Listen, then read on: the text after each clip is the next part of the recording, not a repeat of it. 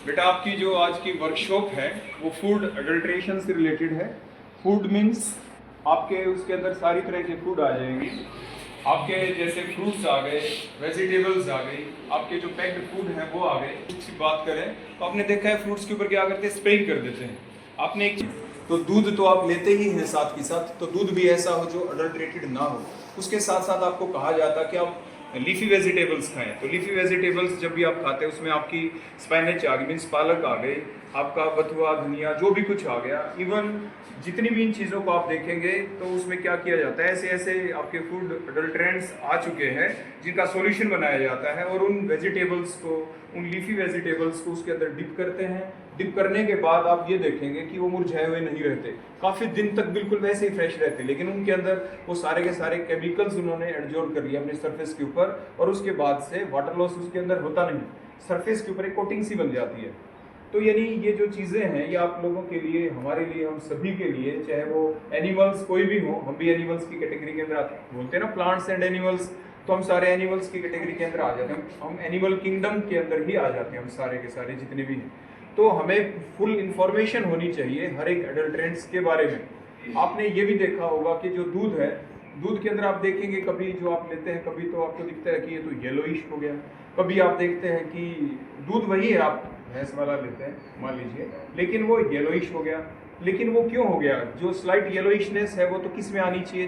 सिर्फ और सिर्फ काउ मिल्क के अंदर आनी चाहिए। वो भी किस बेसिस के ऊपर? एक खास टाइप का पिगमेंट होता है उसके अंदर, जो आपके कभी कंपटीशन के अंदर भी आ जाता है।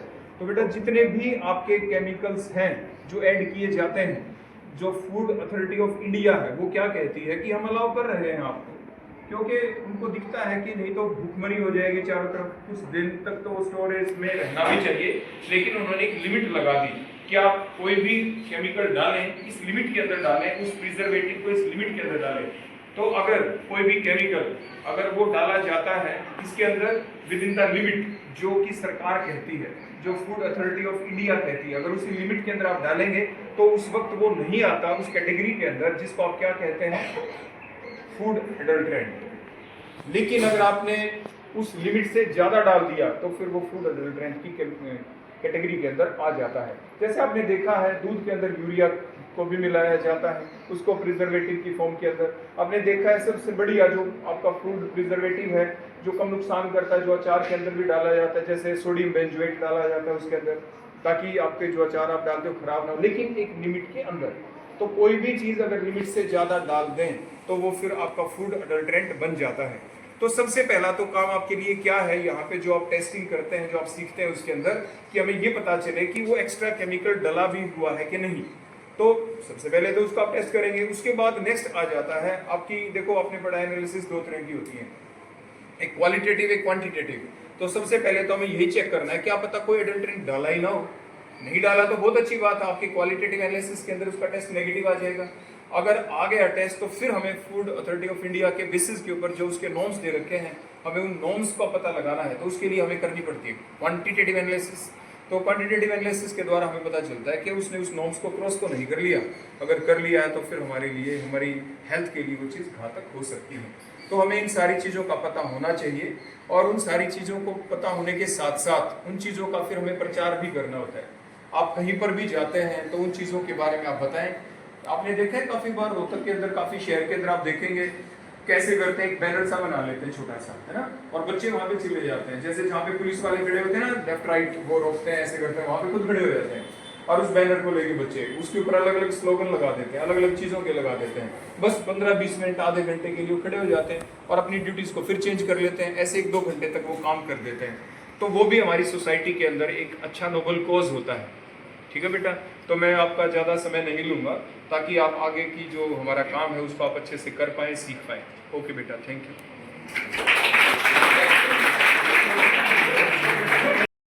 मिल्क में कई टाइप की अडल्ट्रेशन हो सकती है, जैसे स्टार्च की या डिटर्जेंट की या यूरिया की या फॉर्मेलिन। फिलहाल हमारे पास 4 अडल्ट्रेशन है। एक है डिटर्जेंट की, दूसरी है स्टार्च की, तीसरी है फॉर्मेलिन की, चौथी यूरिया।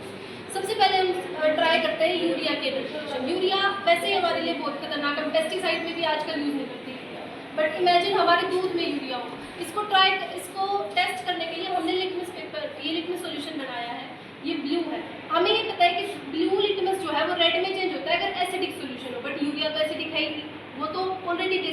तो अगर इसमें हम ये सोल्यूशन मिलाते भी हैं तो ये रेड में चेंज नहीं होगा, कोई रेड में चेंज नहीं आया, यानी कि हमारे पास इसमें यूरिया प्रेजेंट है। ये इंडिकेशन है कि जो भी हम मिल्क यूज़ करें अगर वो इंडिकेटर ब्लू ही रहता है या फिर वो रेड से ब्लू में चेंज होता है तो हमारे पास मिल्क में यूरिया की प्रेजेंस है। दूसरा हमारे पास टेस्ट है फॉर्मेलिन का। फॉर्मेलिन एक ऐसा कंपाउंड है जो हम डेड बॉडीज को या फिर स्पेसिमेंस को प्रिजर्व करने के लिए यूज़ करते हैं। इमेजिन हम फॉर्मेलिन खाएं, वो हमारे लिए कितना हार्मफुल होगा। इसको टेस्ट करने के लिए जो हम प्रोसीजर यूज़ करते हैं उसमें हमें H2SO4 की जरूरत होती है।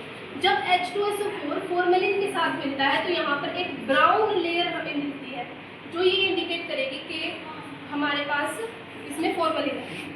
उसको आने में 5 मिनट लगेंगे तो हमें वेट करना पड़ेगा। हम क्या करेंगे, ये हमने H2SO4 लिया है, कंसनट्रेटेड H2SO4 है ये, तो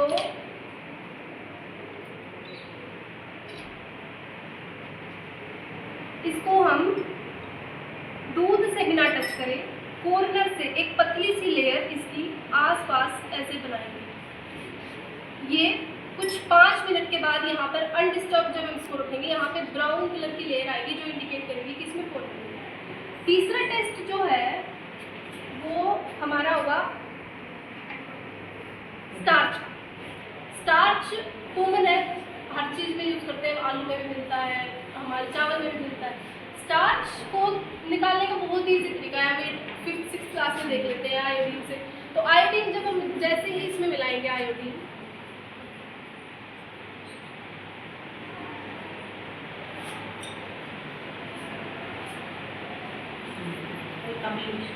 लाइट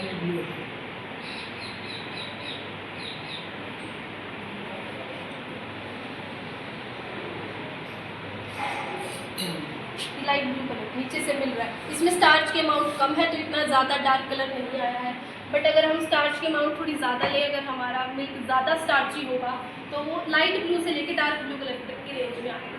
ठीक है, और ये सबसे लास्ट वाली अडल्ट्रेशन है, इसमें है हमने डिटर्जेंट का यूज़ किया है। डिटर्जेंट यूज़ करते टाइम हम अगर वैसे भी अगर हमारे मिल्क में डिटर्जेंट है किसी भी टाइप का तो हम हाथ से भी टच करके देखते तो सोप भी टच आएगा, या फिर हम किसी भी बर्तन में थोड़ा सा दूध लें, उसमें पानी मिलाएं, उसको शेक करें जोर जोर से, तो उस पे ऊपर बबल की फॉर्मेशन होती है। अगर बबल की फॉर्मेशन होती है तो यहाँ पर इसका मतलब ये है, ये देखो यहाँ पे हमारे बबल्स आ गए, ऊपर बहुत ही बड़े बड़े बबल्स आए हैं। ये बबल्स ये दिखाते हैं कि हमारे मिल्क में या तो सोप की या फिर सोप लाइक स्ट्रक्चर यानी कि कोई वॉशिंग सोडा या किसी और चीज़ की अडल्ट्रेशन। मिल्क में ये सारी अडल्ट्रेशन बहुत कॉमन है और मिल्क से रिलेटेड प्रोडक्ट्स में भी बहुत कॉमन है। अभी जैसे खोया, अभी दिवाली आ रही है, दिवाली के टाइम पे सभी लोग इतनी बर्फियाँ खाने वाले हैं या फिर खोए से बने प्रोडक्ट्स तो सभी खाते ही हैं, तो उनमें बहुत कॉमन होगा इस टाइम पे, क्योंकि अभी देखो सारा साल हम इतनी मिठाइयाँ नहीं खाते, दिवाली की मिठाइयाँ एकदम कंजप्शन बढ़ती है, कंजप्शन बढ़ेगी तो नीड भी बढ़ेगी, नीड बढ़ेगी तो हम क्या करते हैं मिल्क के अमाउंट को बढ़ाने के लिए या उसकी क्वालिटी को हिंडर करने के लिए हम स्टार्च का यूज़ करते हैं। तो खोया या फिर इस टाइम पे अभी पनीर या फिर जो भी मिल्क से प्रोडक्ट बने हैं जैसे दही भी, ये सारी चीज़ों में कॉमनली अडल्ट्रेशन पाई जाती है। तो दिवाली पे say no to milk products. Thank you.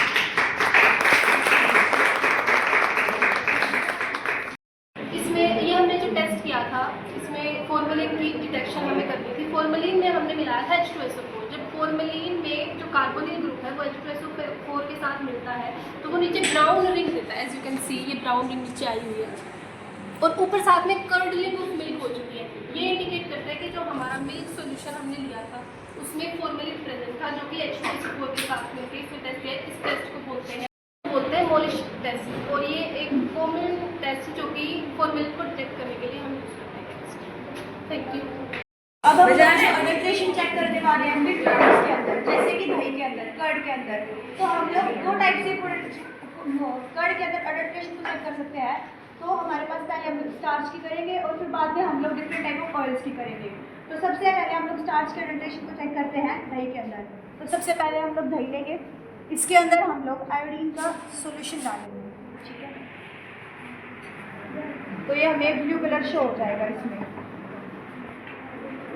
इसको शेक करेंगे तो देखो जैसे ब्लू कलर आ रहा है इसके अंदर, तो इसके अंदर हमारे पास जो स्टार्च है प्रेजेंट है दही में, ठीक है। जैसा कि उस गुड़िया ने बताए थे ना, मिल्क के जो भी प्रोडक्ट होते हैं, तो उसका दूसरा ही करता और दूसरा हम लोग जो करेंगे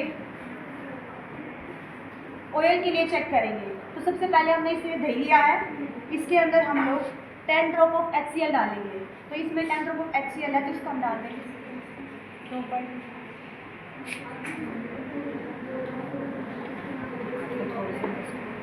इसको हम लोग शेक करेंगे।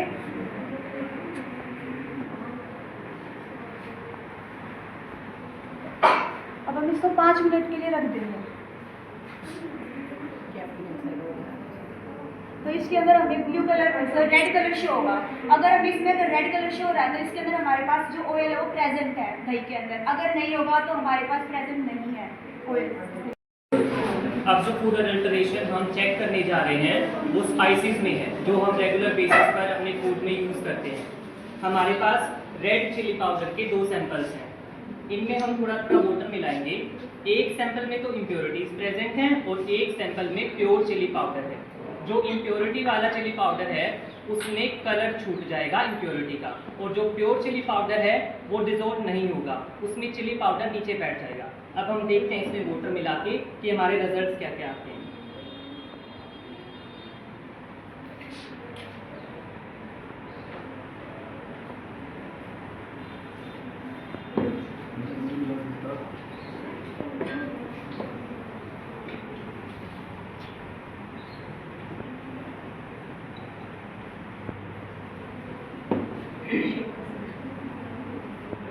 अब जैसा हम देख रहे हैं, ये वाला जो सैंपल है इसमें डिस्टिंक्ट रेड कलर दिखाई दे रहा है हमें, जो रिप्रेजेंट करता है कि ये वाला जो चिली पाउडर था इसमें इम्प्योरिटी प्रेजेंट थी, और जो ये वाला जो सैंपल है इसमें जो चिली पाउडर है वो नीचे सेटल डाउन हो गया।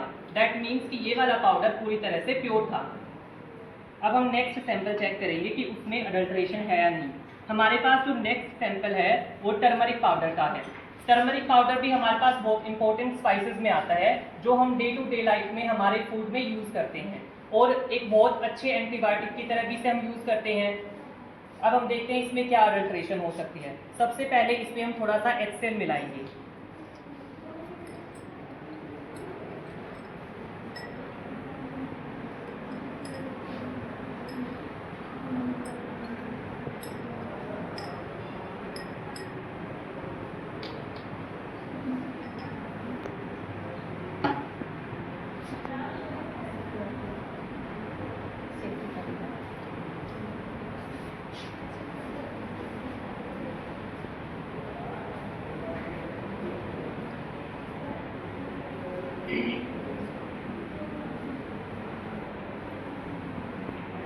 जैसे अब जो ये टर्मरिक पाउडर का सैंपल था इसमें एक कलर आ गया है।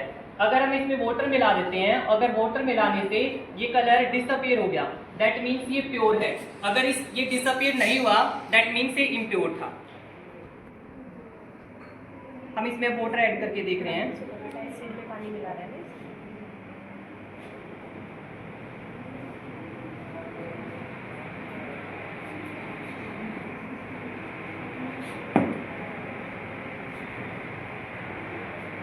देखो पूरी तरह से ये जो कलर है वो डिसअपियर हो गया। दैट मीन्स जो हमारे पास टर्मरिक पाउडर था वो पूरी तरह से प्योर था। अब नेक्स्ट सैंपल जो हम चेक करेंगे वो शुगर का चेक करेंगे। अगेन हमारे पास 2 सैंपल्स है शुगर के। एक सैंपल प्योर है जिसमें शुगर प्रेजेंट होगा, और एक सैंपल में चोक पाउडर मिक्स है उसके साथ।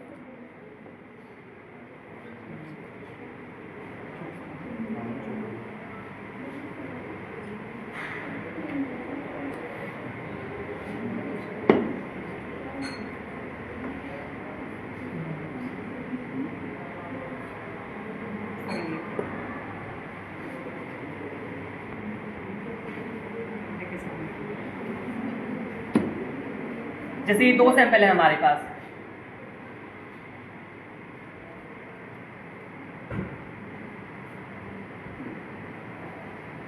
जो ये वाला सैंपल है इसमें हमें क्लियर सॉल्यूशन दिख रहा है और इस वाले सॉल्यूशन में टर्बिडिटीज प्रेजेंट हैं और जो चोक पाउडर है वो नीचे बैठ गया है। दैट मीन्स इट इंडिकेट्स कि ये वाला जो सैंपल है वो इम्प्योर है, इसमें चोक पाउडर प्रेजेंट है, बट ये वाला जो सैंपल है वो प्योर है, इसमें शुगर था वो प्योर था। अब जो नेक्स्ट अडल्ट्रेशन शो करेंगे वो मेरे क्लासमेट होंगे।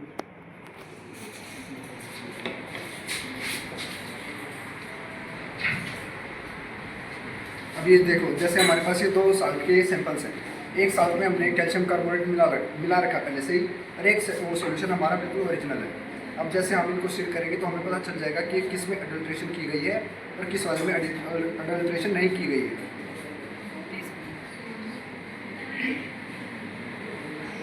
बेटा जैसे इन दोनों बच्चों ने किए ना, उसने शुगर सॉल्यूशन किया, इसने सॉल्ट, ये दोनों ही हमारे क्या है, क्रिस्टलाइन सॉलिड्स हैं।